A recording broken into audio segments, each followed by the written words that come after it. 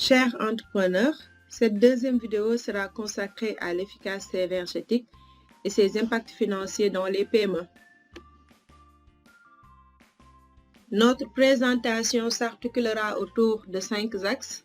Nous allons voir d'abord les enjeux de l'efficacité énergétique, puis les défis des PME en efficacité énergétique avant de définir l'efficacité énergétique elle-même. Ensuite, mettre en exergue les impacts de l'efficacité énergétique dans les PME et enfin proposer une mise en œuvre de l'efficacité énergétique au niveau de ces PME toujours. La Banque mondiale, à travers son Agence internationale de l'énergie, a établi une carte montrant la consommation mondiale d'énergie par habitant. Ainsi, nous remarquons notre pays, le Sénégal, se trouve au bas de l'échelle avec une consommation variant entre 0 à 500 kg équivalent pétrole par habitant.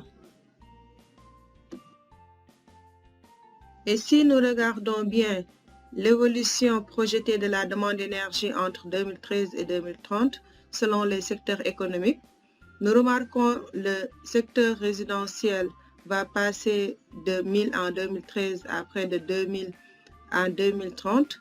Le secteur secondaire va passer de 2000 à 5000 en 2030 et le secteur tertiaire de 3000 à 8000 en 2030. Ce qui nous donne la répartition de la demande d'énergie électrique cumulée entre 2013 et 2030 selon les secteurs, avec 42% pour le secteur résidentiel, 30% pour le secteur tertiaire, 25% pour le secteur secondaire et 3% pour le secteur primaire. Donc, les PME vont constituer 52% de la demande d'énergie. Donc, ils vont plus émettre de gaz à effet de serre.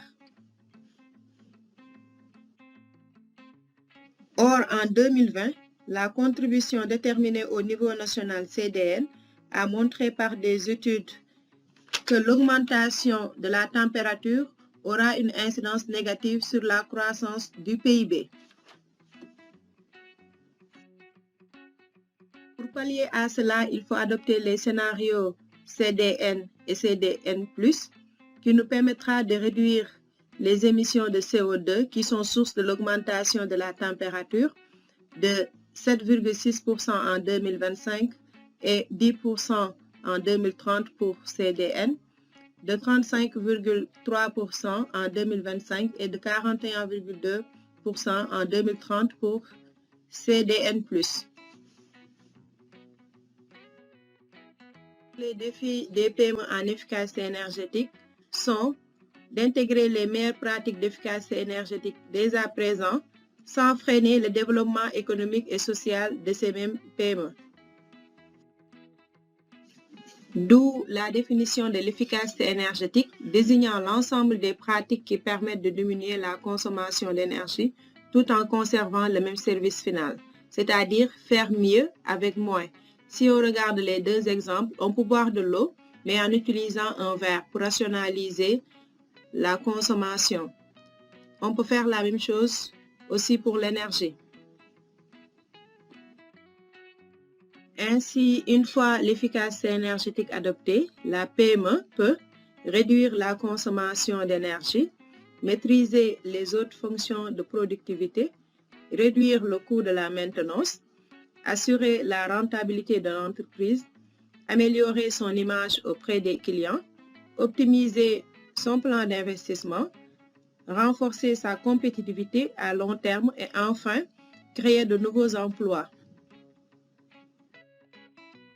Et maintenant, comment mettre en œuvre des mesures d'efficacité énergétique? Ici, on a 3 étapes. La première étape concerne la maintenance. Il s'agira de faire le diagnostic de la consommation usuelle et cela peut avoir comme conséquence une réduction de la consommation d'énergie de 10%. Ensuite, nous avons la maîtrise. Là, il s'agira de faire un investissement sur des actions rentables en moins de 2 ans. Et enfin, nous avons le vertueux, où il s'agira de faire des investissements lourds avec une transition énergétique. Le scénario 1 en détail concerne la maintenance qui se base sur l'optimisation des contrats de fourniture d'énergie, la réduction des temps de marche des appareils utilisés, la sensibilisation des salariés et enfin une mise en place d'un système de gestion et de suivi de l'énergie. Tout ceci aura comme conséquence une économie d'énergie de près de 10%. Scénario 2, c'est-à-dire la maîtrise, il faut penser à remplacer les équipements en utilisant des équipements qui consomment moins, c'est-à-dire les moteurs, compresseurs, climatisation, chaudière, éclairage et autres. Ceci nous permettra de faire une économie d'énergie allant jusqu'à 30%. Concernant le scénario 3, c'est-à-dire vertueux, il s'agira d'intégrer les énergies renouvelables et ses applications, aussi d'utiliser un système de cogénération d'énergie, c'est-à-dire un système qui nous permet d'avoir deux formes d'énergie, par exemple l'électricité et la chaleur. Aussi de faire des projets de rénovation lourds des bâtiments, avoir des bâtiments plus économes en termes de consommation d'énergie, et enfin de remplacer les lignes de production. Ceci nous permettrait par exemple de faire des économies d'énergie supérieures à 30% et même nous permet de réduire les gaz à effet de serre.